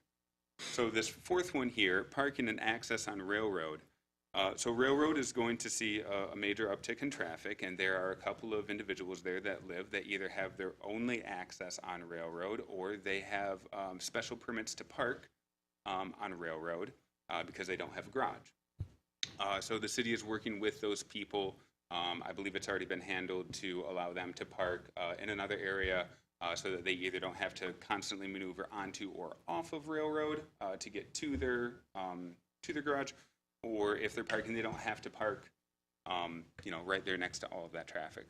Now, I'd also like to say this, that, we would encourage parking on city streets still. Again, that has to do with that congestive element where people are moving slower as they maneuver through. And again, volume is not the dangerous thing here. Speed is the dangerous thing. And that's the number one thing that we want to do our best to control. And community outreach. So MDOT held virtual meetings in February of 2020. They have a project webpage, and that's kind of one of the things I really want to hit again here. So with this being an MDOT project, we are getting our information from them. There are things that we can do to mitigate the effects of the traffic that they're detouring on our streets, but for the most part, they are the ones that are making decisions. They are the funding element. They are in charge of the contract and the contractor. So they are the ones to provide the information of what's going on, and we're doing our best to kind of lighten the blow for all of us.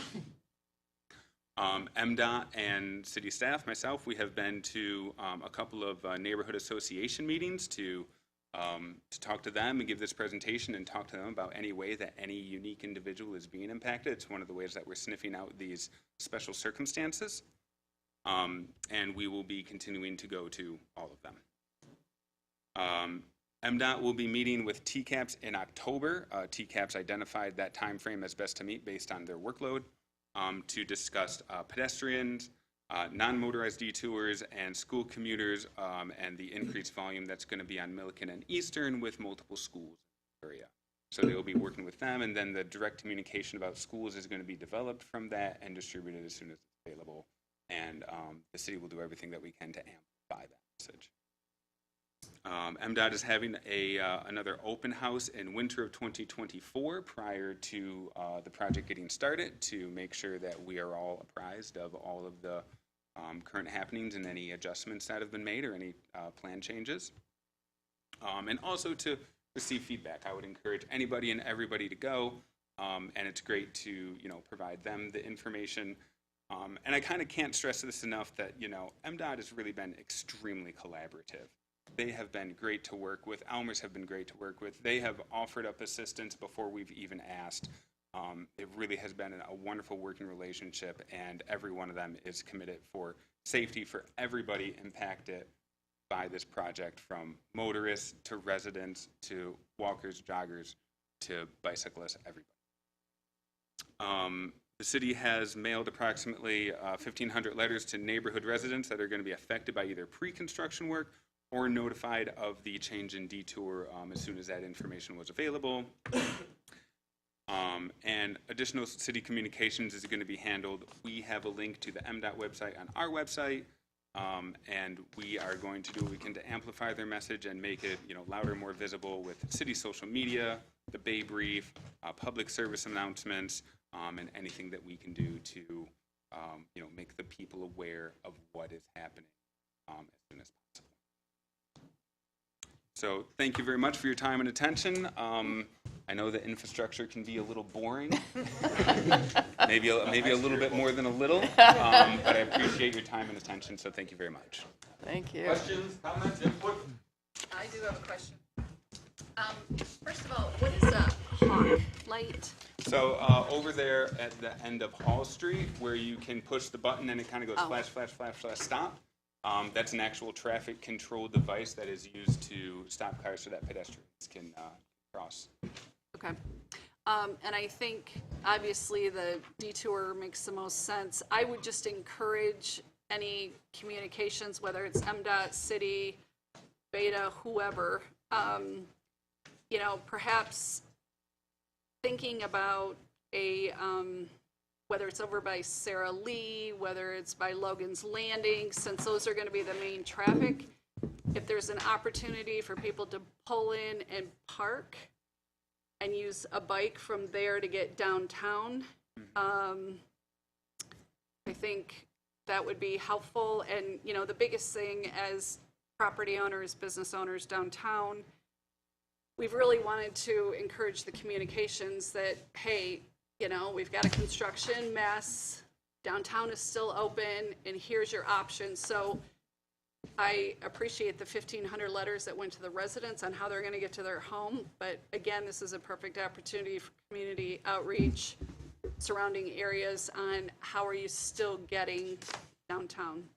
So The what you bring up, the park and ride and the commuter lots are smart commute week elements, and this is probably going to be one of the best years to do smart commute that we've ever had. Excuse me. And I know for a fact that MDOT generally doesn't offer it initially, but when they see that customers are having a hard time getting to certain businesses let us know or let MDOT know, they will put up little orange signs that indicate that business that way kind of thing. So that's going to be one of those, you have to see how it kind of goes, and then they'll react. I'm sure they will.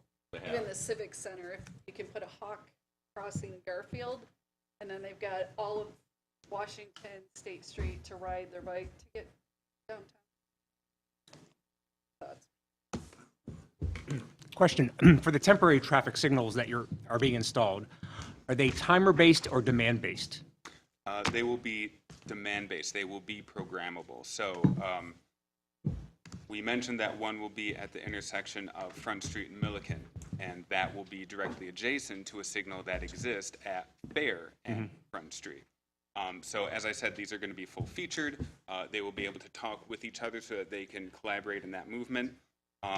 They will be very much like the other signals that MDOT has that are optically controlled, so they can actually visually see and identify where vehicles are, what the queue is, and they can adjust the demand based on that. MDOT has a very, very sophisticated system and sophisticated team that does signalization, and they will be utilizing all of those features. And will there be pedestrian buttons at those signals?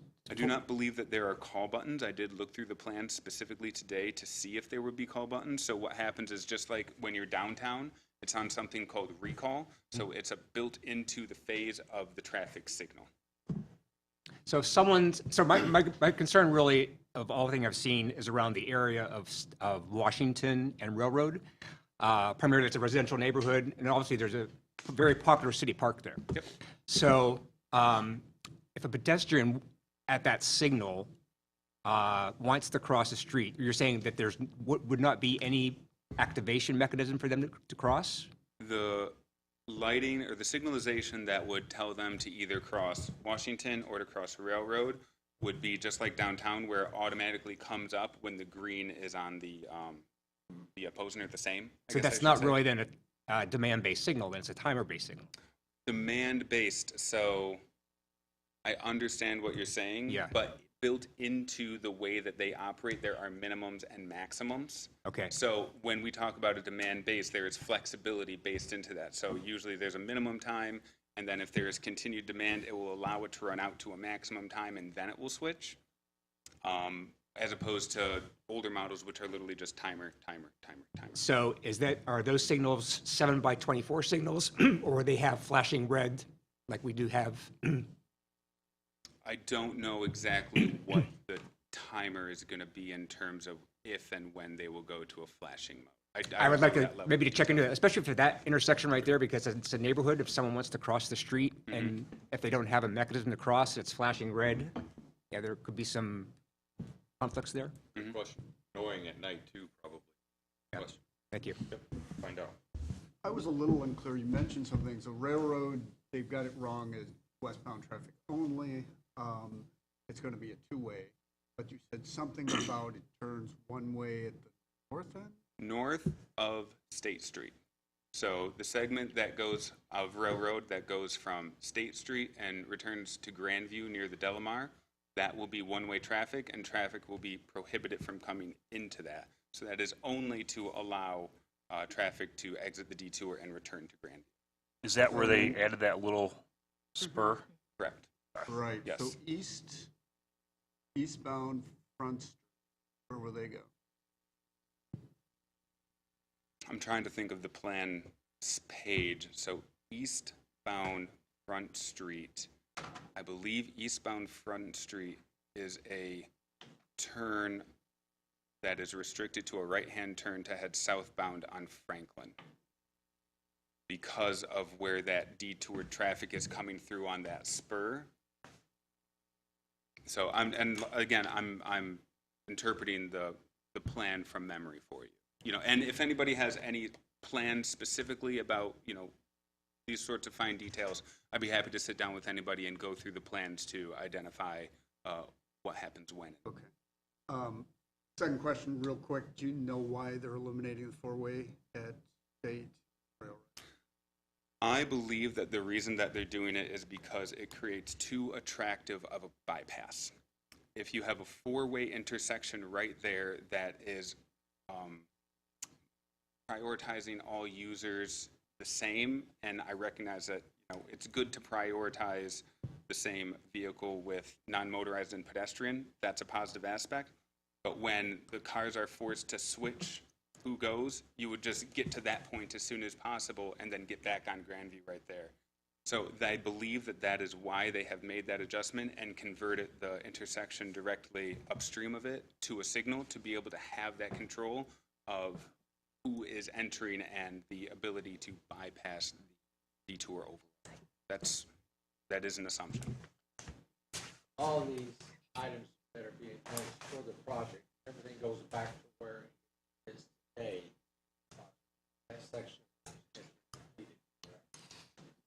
Could you repeat the question? All the changes that are being made will be unmade when the project is completed.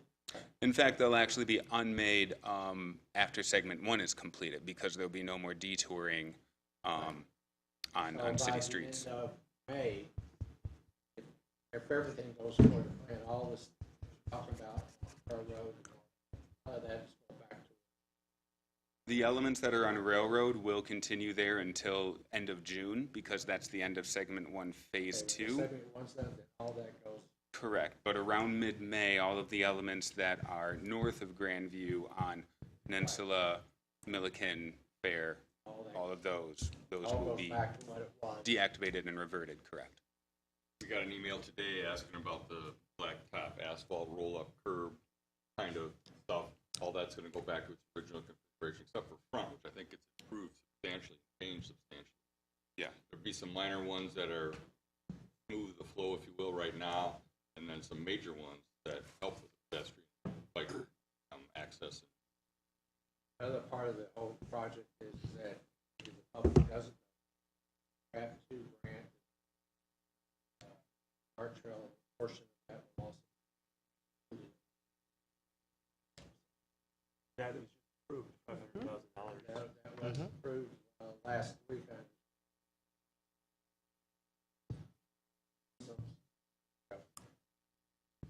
The others? Yeah, so for the Washington Light, do you have an idea of what the maximum time is that a pedestrian would have to wait to cross if a car doesn't come up? And I do not. I don't know any details about the specific timing. do you know what's typical for a light that operates under those sorts of conditions? Because it's for a detour, it would be outside of what I would expect. I guess I would request that be added to a list and figure out like what makes sense. Because at some point, people will just cross against the light and then it's dangerous. Correct. And then also on that light, you said that they're demand-based for the Washington Street East and West. A kid that approaches on a bicycle to go to F&M Park, will the camera see him or her? As in the street or In on the the street, sidewalk? or on the street, the crosstown bicycle route? I believe that the plans do show where they are placing the optical sense locations. I do not know specifically for that location where it is. I can look at it and provide that information. It would And be helpful to because- know and good for the neighborhood to know. I agree. Thank you. And also the optically controlled sensors, they have the ability to just log in and essentially create a screen and say, look for pedestrians here, look for bikes here. So they can adjust and adapt and change that, which is way more flexible than the old, excuse me, loops and puck system that required kind of a heavier vehicle to trigger them. Okay. And then switching gears a little bit to the stop for pedestrian signs.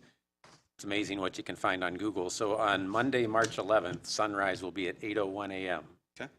All the kids at Central High School are already in the building unless they're running late or they don't have first hour. So these stop for pedestrian signs, we as a city decided to put them on the curbs because we are keeping them up 12 months a year. I would request consideration that they be put in the center of each street because they're a lot more visible at dusk and dawn if it's there in the street and not off in the curb.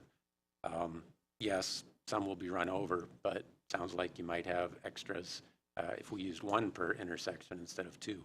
Just a consideration, and then also to relook at the various crosswalks and see if any are like severely deficient when it comes to lighting for safety for these pedestrians that are trying to cross, because that is a high volume of traffic and it is dark in the morning in March. So I appreciate those considerations. And then switching to Eastern Avenue between Peninsula and Milliken. Any news on what sort of bollards might be used there? I had the opportunity this past weekend to see a different city where they used bollards that had much better bases than what we have at 7th and Division. They had more like the armadillo type bases, so maybe somebody in a motor vehicle that's just having fun and running them over, it's not quite as fun, possibly. But to at least have something there that makes those pedestrians that are using Eastern Avenue feel a little bit better than just the little sticks that tend to get trashed pretty quickly. So again, that's just for consideration, please. And then finally, for the various neighborhoods, and I came to the Boardman neighborhood presentation. My concern with waiting till the detours start, watching, trying to gather information, seeing where the trouble spots are, putting together a plan to take action, ordering equipment. Suddenly, it's not the first week of March, it's the last week of April. So I think it would be extremely helpful and would build trust with the neighborhoods if they knew that there were already plans in place, not for volumes of cut-through traffic, but the speeding cut-through traffic. That's what most neighborhoods are concerned about, is the speeding cut-through traffic, so that if there is known, like, speeding cut-through traffic, this is the plan, this is what we'll do. Traffic calming, I know there's plenty of people opposed to traffic calming, but whatever the plans might be, to have something ready to go rather than, oh yeah, now we have to come up with something. Like, think about it ahead of time. And then final thing is at that same meeting, it was brought up about a four-way stop at Franklin and Washington. And I understand the warrants don't provide that, but I talked to a few people after the meeting to let them know that this body, the City Commission, has a track record. If a neighborhood asks for it and presents a good case, we will consider and possibly approve a four-way stop. And so that neighborhood around Franklin and Washington might be bringing it to us in November. Thanks. Absolutely. I should say on a temporary basis, there will be some adjustments to those kinds of intersections. That could be one of those that sees that kind of treatment on a temporary basis. We mentioned that at the meeting, got some catcall, of course, because they want what they want. But we want to make sure we're doing what the manual says is the right thing to do. well, the commission will do what they do. We're going to stick to our guns, so we at least have a defensible position that we. I'd like to thank city staff for not just giving a nice presentation today, but including in that follow-ups on specific issues that residents or business owners along the detour routes had brought to us. And sure, this indicates that you communicated directly with them and resolved the situation in a satisfactory way, but we're also communicating to the public that you will be able to get to Nobbins or Taco Bell through a slightly different way. Thank you. We appreciate that, and we appreciate all of the input. We take it all seriously. We're all on the same time here, or same team here for Safety for All, and we want to make this. This is going to be a large, impactful project, and we want to make it as painless as possible. And this is not the end. I mean, if other ideas come up, we want to stay engaged throughout this whole process to make sure that we're as responsive as we can be and get to MDOT to make them as responsive as they can be also. Thank you for the opportunity. Thank you. Thank you very much. Thank you. I'll open this for public comment. Same rules apply. Earlier stated.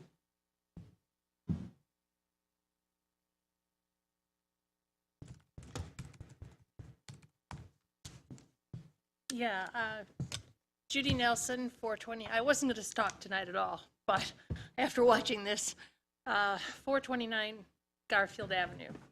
That is the fourth house north of 8th Street at the corner of 8th and Garfield. And if I understood what the gentleman just told us, we're going to have traffic from the south going through that intersection north to the peninsula, and from the north going through that intersection south. We're going to have westbound traffic coming in off of Grandview Parkway and 8th Street and going through that intersection. And I'm confused by the answer to your question on what they're doing with the eastbound traffic. It seems that they're making a right turn on Franklin and somehow possibly getting over to 8th Street and going on 8th Street. Quite a number of years ago, there was a lot of concern about the accidents at that corner. Tons of concern. The city spent tons of money trying to figure out what to do. In the end, I think they changed the signals, but didn't change the road, at least on the residential side of that intersection. But you're going to have nothing but accidents happening there, more accidents. It just seems like everything's going through that one point. By the way, I didn't get a letter in the 1,500 letters, which seems to me I'm close enough, I should have. We'll send you one. And I can also see a problem there right where I am, because you aren't utilizing, and probably for good reason, the Garfield to Titus to Fair Street. But let me tell you, all the locals are going to know it and are going to use it. Probably right. Huh? Yeah. We talked about that, and that probably will be what ends up happening. And I'm sitting right in the middle of it. I am not going to get out of my driveway or be able, the only thing I can think of to do is to leave town for the 8 weeks. So thank you for showing it to us, but that's a real bottleneck there, and traffic is just going to back up in all directions. We'll show you the detail. We have, plans are about that thick, and you get a better idea by looking at the exact cut sheet of that section. Glad to do. I'm leaving town, I think. A long vacation. Yeah. Thank you. All right. City has one more item that we need to do, and we need to go into closed session. There is a motion to do so. We'll take public comment before we go into closed session. So That motion is that the city commission enter into closed session following the public comment portion.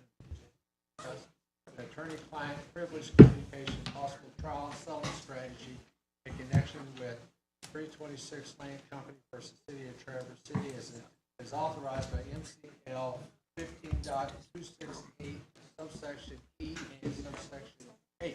Would you like to make So a- moved. Second. Support. Motion and a second. All those in favor say aye. Aye. We do need a roll call vote. I do need to take a roll call vote. Commissioner Werner? Commissioner Warner? I said yes. Mayor Pro Tem Shamro? Yes.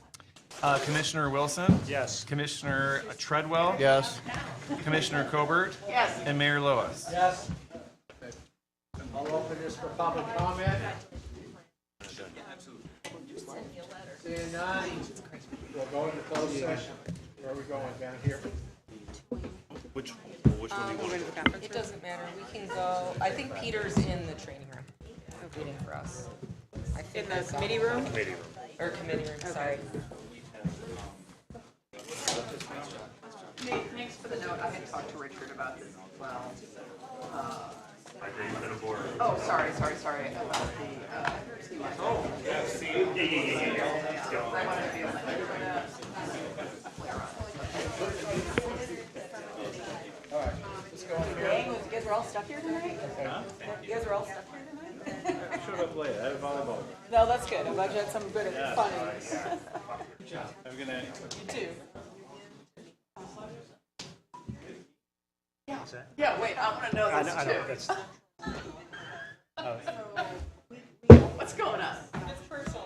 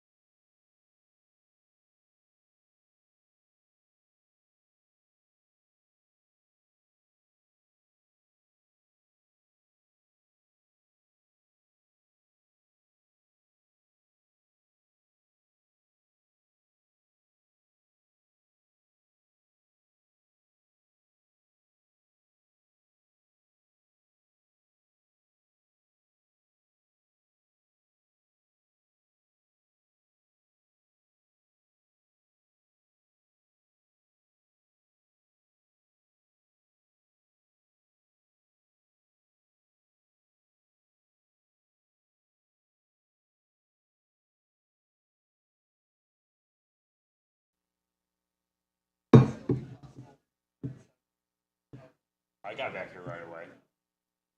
All